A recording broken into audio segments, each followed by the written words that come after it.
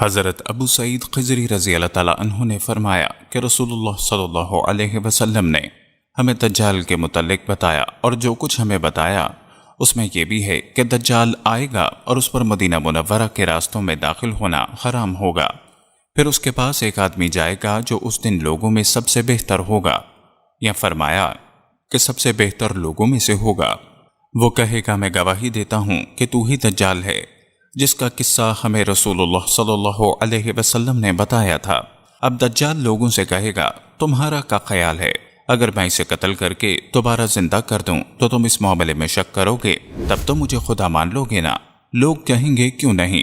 چنانچہ وہ اسے قتل کر کے زندہ کر دے گا، اور وہ شخص زندہ ہو کر کہے گا خدا کی قسم تیرے متعلق میری بصیرت جتنی اب ہو گئی ہے اتنی پہلے نہ تھی۔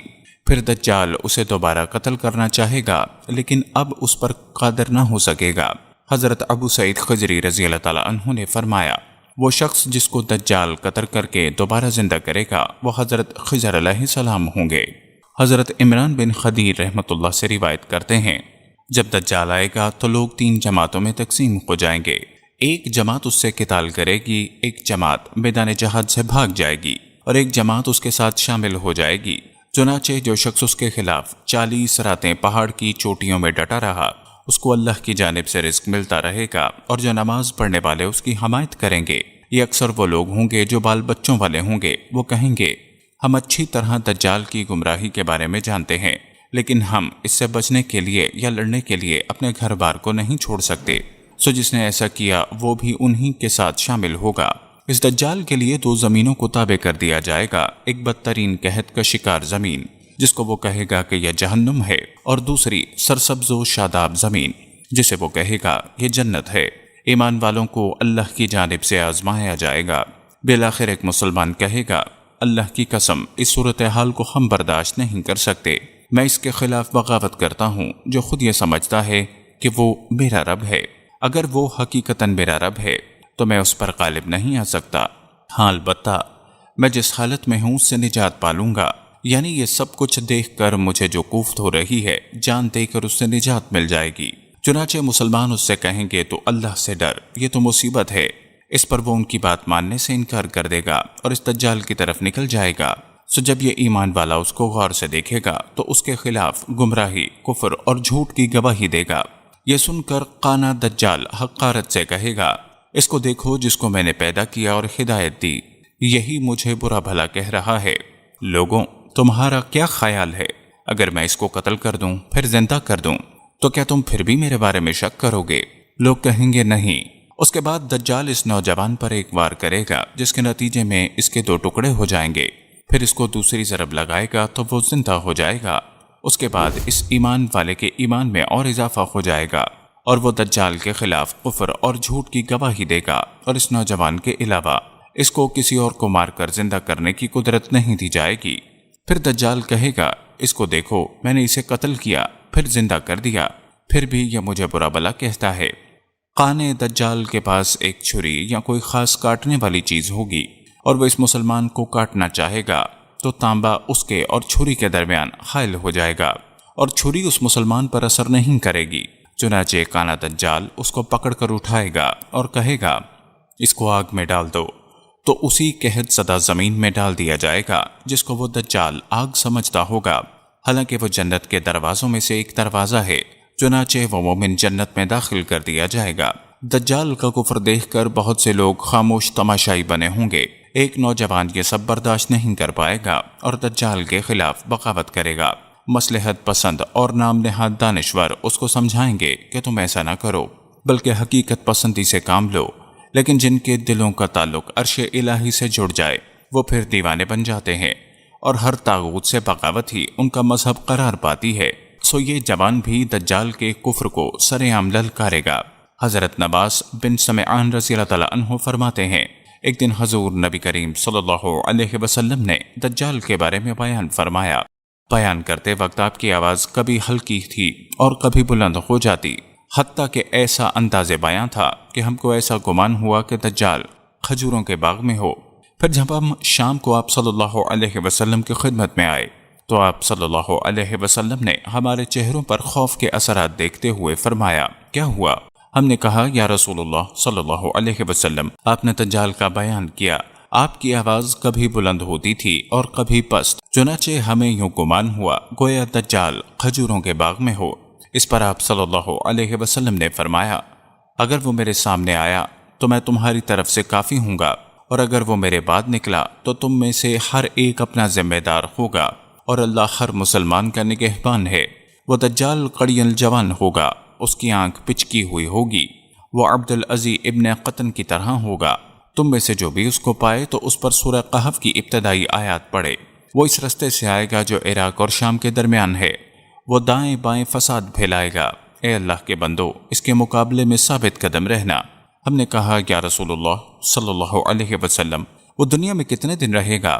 آپ نے فرمایا 40 دن۔ پہلا ایک دن ایک سال کے برابر، دوسرا دن ایک مہینے کے برابر، تیسرا دن ایک ہفتے کے برابر، اور باقی دن عام دنوں کی طرح ہوں گے۔ ہم نے کہا یا رسول اللہ صلی اللہ علیہ وسلم، اس کے سفر کی رفتار کیا ہوگی؟ فرمایا اس بارش کی رفتار کی طرح جس کو ہوا اڑا لے جاتی ہے۔ چنانچہ ایک قوم کے پاس آئے گا اور ان کو اپنے آپ کو خدا ماننے کی دعوت دے گا تو وہ اس پر ایمان لے آئیں گے اور اس کی بات مان لیں گے، لہٰذا دجال ان سے خوش ہو کر آسمان کو حکم کرے گا جس کے نتیجے میں بارش ہوگی، اور زمین کو حکم کرے گا تو وہ پیداوار اگائے گی۔ سو جب شام کو ان کے مویشی آئیں گے تو پیٹ بھر کر کھانے کی وجہ سے ان کی کوہانیں اٹھی ہوئی ہوں گی اور تھن دودھ سے بھرے ہوئے ہوں گے، اور زیادہ کھا لینے کی وجہ سے ان کے پیر پھیلے ہوئے ہوں گے۔ پھر دجال ایک اور قوم کے پاس آئے گا اور ان کو دعوت دے گا تو وہ اس کی دعوت کا انکار کر دیں گے، چنانچہ دجال ان کے پاس سے ناراض ہو کر واپس چلا جائے گا، جس کے نتیجے میں وہ لوگ قحط کا شکار ہو جائیں گے اور ان کے مال و دولت میں سے کوئی چیز بھی ان کے پاس نہ بچے گی۔ دجال ایک بنجر زمین کے پاس سے گزرے گا اور اس کو حکم دے گا کہ وہ اپنے خزانے نکال دے، چنانچہ زمین کے خزانے نکل کر اس طرح اس کے پیچھے چلیں گے جیسے شہد کی مکھیاں اپنے سردار کے پیچھے چلا کرتی ہیں۔ پھر وہ ایک کڑی الجوان کو بلائے گا اور تلوار کے وار سے اس کے 2 ٹکڑے کر دے گا۔ دونوں ٹکڑے اتنی دور جا گریں گے جتنا دور ہدف پر مارے جانے والا تیر جا کر گرتا ہے۔ پھر دجال اس مقتول جوان کو پکارے گا تو وہ اٹھ کر اس کے پاس آ جائے گا۔ یہ سلسلہ چل ہی رہا ہوگا کہ اللہ تعالیٰ حضرت عیسیٰ علیہ السلام کو بھیج دے گا۔ مسلم شریف کی دوسری روایت میں ہے کہ دجال اس نوجوان پر پہلے بہت تشدد کرے گا، کمر اور پیٹ پر بہت پٹائی کرے گا، پھر پوچھے گا اب مجھ پر ایمان لاتا ہے؟ وہ کہے گا تو دجال ہے۔ پھر دجال اس کی ٹانگوں کے درمیان سے آرے سے چیرنے کا حکم دے گا اور اس کو درمیان سے چیر دیا جائے گا۔ پھر دجال اس کو جوڑ کر پوچھے گا اب مجھ کو مانتا ہے؟ وہ کہے گا اب تو مجھے اور بھی یقین ہو گیا کہ تو دجال ہے۔ پھر وہ نوجوان کہے گا لوگوں، میرے بعد دجال کسی کے ساتھ ایسا نہیں کر سکتا۔ آپ صلی اللہ علیہ وسلم نے فرمایا اس کے بعد دجال اس نوجوان کو ذبح کرنے کے لیے پکڑے گا، چنانچہ اس کی پوری گردن کو اللہ کی جانب سے تانبے یعنی کاپر کا بنا دیا جائے گا، لہٰذا دجال اس پر قابو نہیں پا سکے گا۔ آپ صلی اللہ علیہ وسلم نے فرمایا پھر دجال اس کے ہاتھوں اور پیروں سے پکڑ کر پھینکے گا، لوگ سمجھیں گے کہ اس کو آگ میں پھینکا ہے، حالانکہ اس کو جنت میں ڈالا گیا ہوگا۔ پھر آپ صلی اللہ علیہ وسلم نے فرمایا اس نوجوان کی شہادت رب العالمین کے ہاں لوگوں میں افضل شہادت ہوگی۔ حضرت ابو سعید خضری رضی اللہ تعالیٰ عنہ فرماتے ہیں کہ رسول اللہ نے ہم سے دجال کا طویل ذکر فرمایا، اور اس کے بعد ہم سے یہ بھی فرمایا کہ وہ آئے گا تو مدینہ منورہ میں داخل ہونا اس پر حرام ہوگا، چنانچہ وہ مدینہ منورہ کے نزدیک ایک بنجر زمین میں اترے گا۔ ایک روز اس کے پاس ایک ایسا آدمی آ جائے گا جو اس وقت سب سے اچھا آدمی ہوگا یا اچھے آدمیوں میں سے ہوگا۔ وہ کہے گا اے لوگو، اگر میں اس کو قتل کر کے دوبارہ زندہ کر دوں تو کیا پھر بھی تمہیں میرے متعلق کوئی شک رہ جائے گا؟ لوگ کہیں گے نہیں۔ پھر وہ اس آدمی کو قتل کر کے زندہ کر دے گا۔ زندہ ہو کر وہ آدمی کہے گا آج تو مجھے تیرے بارے میں اور بھی زیادہ بصیرت حاصل ہو گئی۔ اس پر وہ دجال اس کو دوبارہ قتل کرنا چاہے گا لیکن اس پر قابو نہیں پا سکے گا۔ وہ شخص مدینہ منورہ کے ایک جید عالم دین ہوں گے۔ اس کے علاوہ سابقہ حدیث کے مطابق وہ شخص حضرت خضر علیہ السلام ہی ہوں گے۔ دجال اپنی صلاحیت یا سائنسی کمال کے بعد اس طرح کی باتوں پر دوبارہ کبھی قدرت حاصل نہ کر سکے گا۔ یہاں یہ بات زیادہ قرین لگتی ہے کہ دجال کے کمالات جادوئی اور سائنسی دونوں قوتوں پر مشتمل ہوں گے، جہاں جیسی ضرورت ہوگی وہ ان سے کام لے گا۔ حضرت عبداللہ بن مسعود رضی اللہ تعالیٰ عنہ سے روایت ہے کہ نبی صلی اللہ علیہ وسلم نے فرمایا، مسلمانوں کو حالات سے خبردار کرنے والا ایک شخص مسلمانوں کا جاسوس یا قاصد اس جماعت کے پاس آئے گا جنہوں نے قسطنطنیہ فتح کیا ہوگا اور جن کے ساتھ بیت المقدس کے مسلمانوں کو محبت ہوگی، تعلقات آپس میں اچھے ہوں گے، اور غالباً یہ جماعت ابھی روم فتح کر کے واپس دمشق میں پہنچی ہوگی۔ وہ قاصد کہے گا، دجال تمہارے قریب پہنچنے والا ہے، تو وہ فاتحین کہیں گے، تشریف رکھیں، ہم اس دجال سے جنگ کرنا چاہتے ہیں، تم بھی ہمارا ساتھ چلنا۔ قاصد کہے گا، نہیں، بلکہ میں اوروں کو بھی دجال کی خبر دینے جا رہا ہوں۔ اس قاصد کی غالباً یہی ذمہ داری ہوگی۔ چنانچہ جب وہ واپس ہوگا تو دجال اس کو پکڑ لے گا اور کہے گا، دیکھو، یہ وہی ہے جو سمجھتا ہے کہ میں اس کو قابو نہیں کر سکتا، لو، اس کو خطرناک انداز سے قتل کر دو۔ چنانچہ اس قاصد کو آرے سے چیر دیا جائے گا۔ پھر دجال لوگوں سے کہے گا، اگر میں تمہارے سامنے اسے زندہ کر دوں تو کیا تم جان جاؤ گے کہ میں تمہارا رب ہوں؟ لوگ کہیں گے، ہمیں تو پہلے ہی سے معلوم ہے کہ آپ ہمارے رب ہیں، البتہ مزید یقین چاہتے ہیں، لہذا دجال اس کو زندہ کر دے گا۔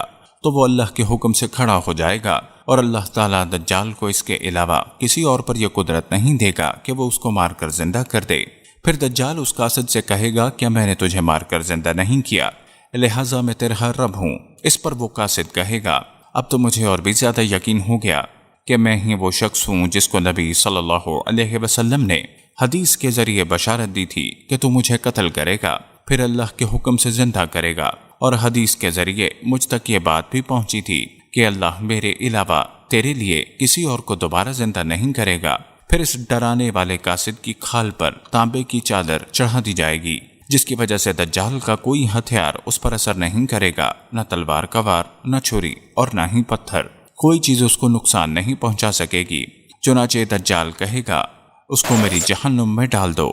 اللہ تعالیٰ اس آگ کے پہاڑ کو اس ڈرانے والے قاصد کے لیے سرسبز باغ بنا دے گا، لیکن دیکھنے والا یہی سمجھے گا کہ یہ آگ میں ڈالا گیا، اس لیے لوگ شک کریں گے۔